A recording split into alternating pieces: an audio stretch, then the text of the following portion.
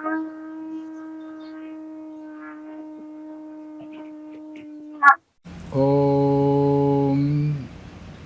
सर्वे भवन्तु सुखिनः सर्वे सन्तु निरामयः सर्वे भद्राणि पश्यन्तु मा कश्चित् दुःखभाग् भवेत् ॐ शान्ति शान्ति शान्तिः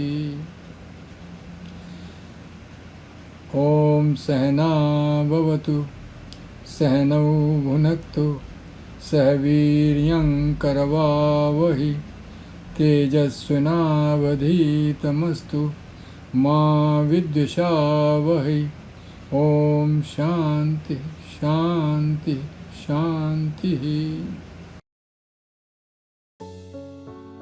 Born a Hoosier in Indianapolis on February 21, 1945, Candace Lynne Smith made an indelible impression on those whose path she crossed for a lifetime.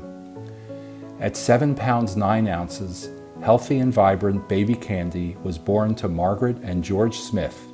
As the song goes, she must have been a beautiful baby, and she was. Precious, cute, adorable, right from day one, she carried that precocious attitude throughout her life. One could characterize her as unforgettable.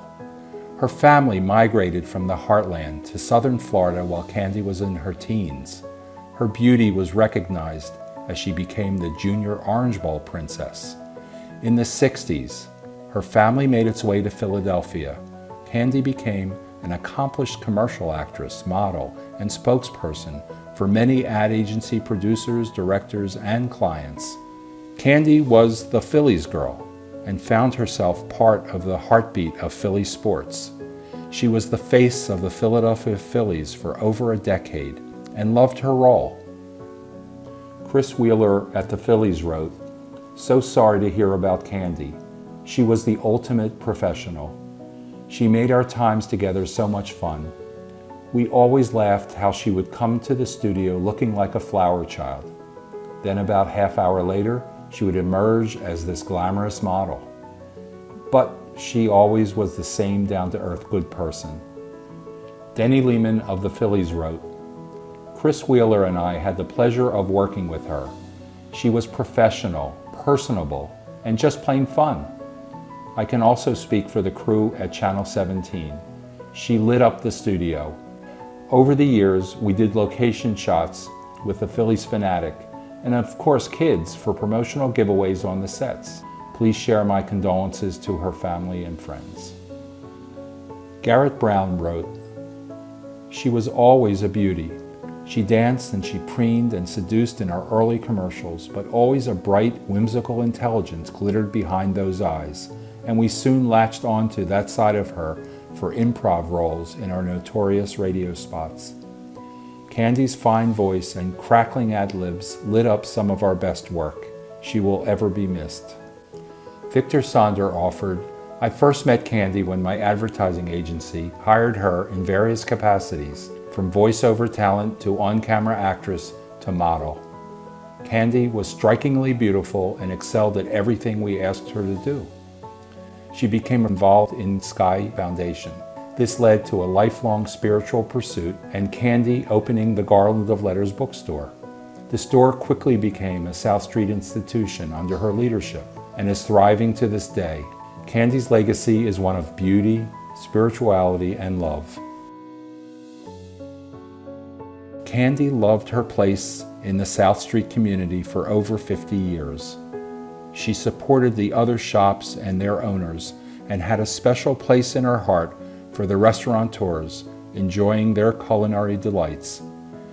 Candy was the driving force and soul of the Garland of Letters at 527 South Street. Garland quickly became an institution in the greater Philadelphia region and attracted urbanites and suburbanites and served 3 to 4 generations of customers. Candy had a passion for gardening and plants.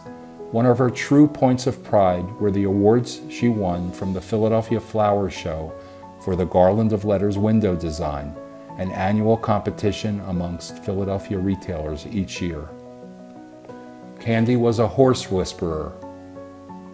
Candy was a dog whisperer. Candy was a cat whisperer. Candy was passionate about environmental causes. At one time, she had horses at her home away from home in Unityville, Pennsylvania. She cared for them elegantly for years. Raju Babu, the last of her horses, remains with us to this day.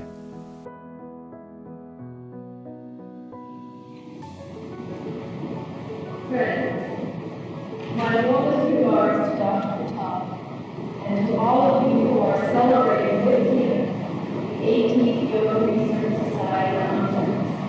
I'm happy with all the memories I have of the first 17 conferences. My thoughts and best wishes for another successful conference are with you all. With loving thoughts, Mother Ann.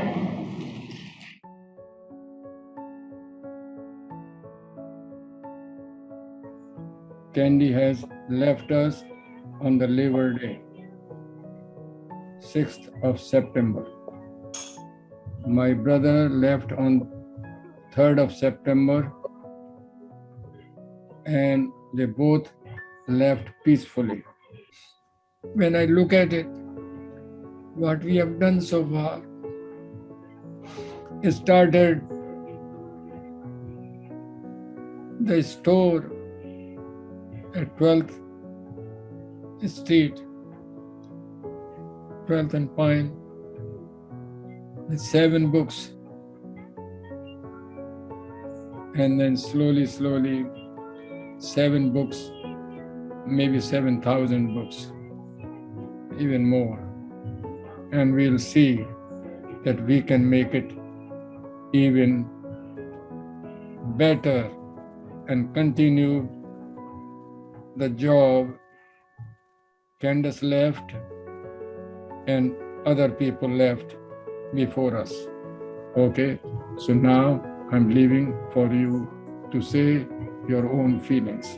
Back in the mid-'80s, when I was first coming to Garland of Letters, she was first a great teacher, but then as I got to know her, she was very, very affectionate to me, and several times, gave me some just spot on advice.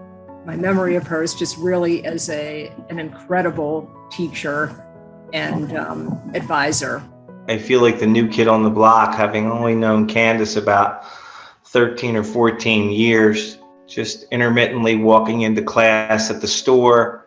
But her presence and spirit did command your respect, or just you knew that she was a force.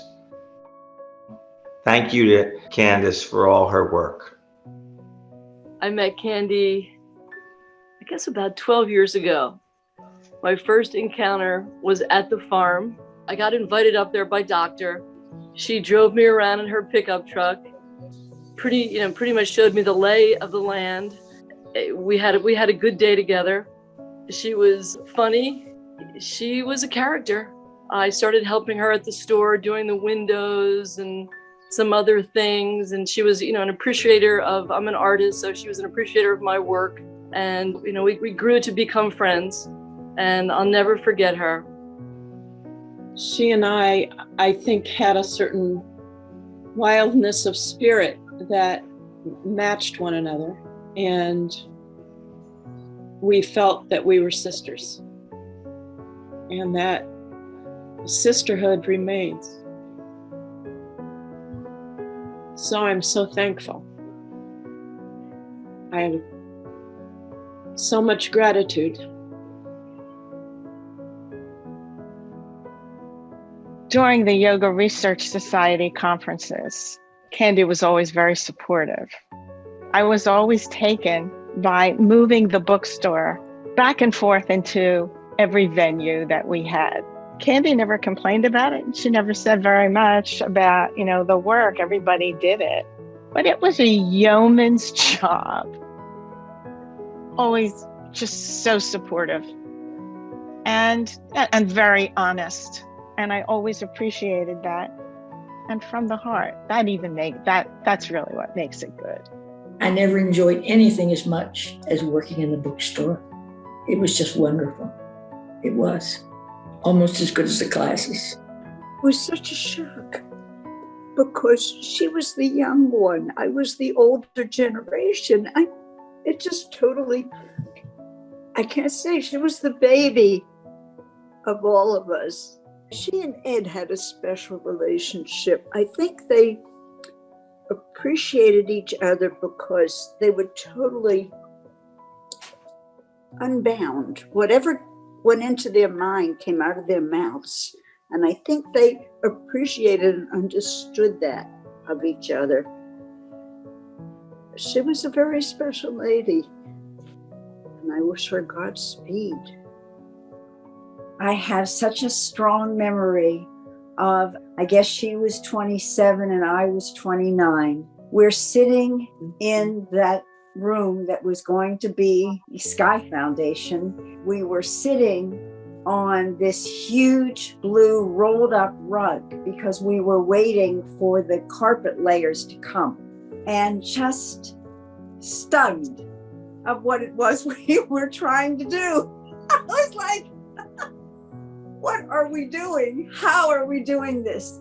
And I think of that in the light of these beautiful young women that are working at the store now, and even said to them, it's okay, you'll be all right. Candy and I were only in our 20s and we didn't know what we were doing. And that was 50 years ago.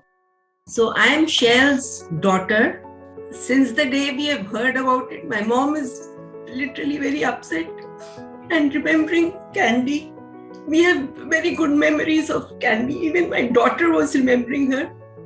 She was the one who had taken her in and around the farm on the horseback and everything.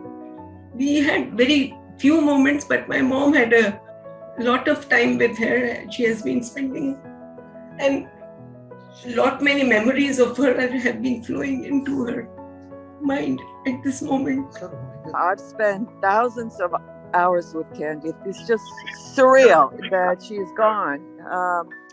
I mean, I have many. She taught me how to swallow cloth. Candy was a great teacher. She worked very, very hard for that store, very hard. We had like the best customers. I don't know, I think we attracted, I guess, the best. I mean, there were just beautiful people that came to the store and just loved the store, and it's because of Candy, She was the rock. Candace changed so many people's lives, including mine. She has so much love inside of her, and you can just feel that. So even when she's tearing you a new one, you can tell it's from the heart, and she just wants to push you to see you do better and grow. And I think that's really important. There was just something about Candy. She was sharp and funny and tough like Katharine Hepburn. She was devoted and loving and protective. The lion at the entrance to Garland of Letters said it all. She was regal. Over the years, we would cross paths at the store, the farm, or at the conferences. I was often a bit intimidated by her and her unpredictability. She certainly kept you on your toes. But we connected over some important moments in our lives, and afterwards shared a certain understanding that was always present in our interactions. She showed me kindness, sweetness, and respect. Like so many others, I've been shocked by her passing and struggling to imagine our yoga world without her presence. But I'm very grateful for my memories of her. She was truly one of a kind. Hello, everyone. I've been living in Unityville part-time for the past 2 years now. Like Doc says, her signature is all over the place.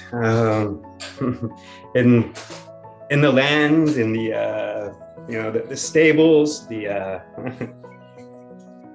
Unity Market, the neighbors. So she's very loved up there in Unityville. I was lucky enough to be able to spend a lot of time with Candace this last year at the shop, and it really was an experience of a lifetime looking back on it. I will pray for Yes. her and for you also. I respect her as a sister. I respect her all the time. I remember my father always called her a pip, and that was his way of expressing he had never seen anything like Candy.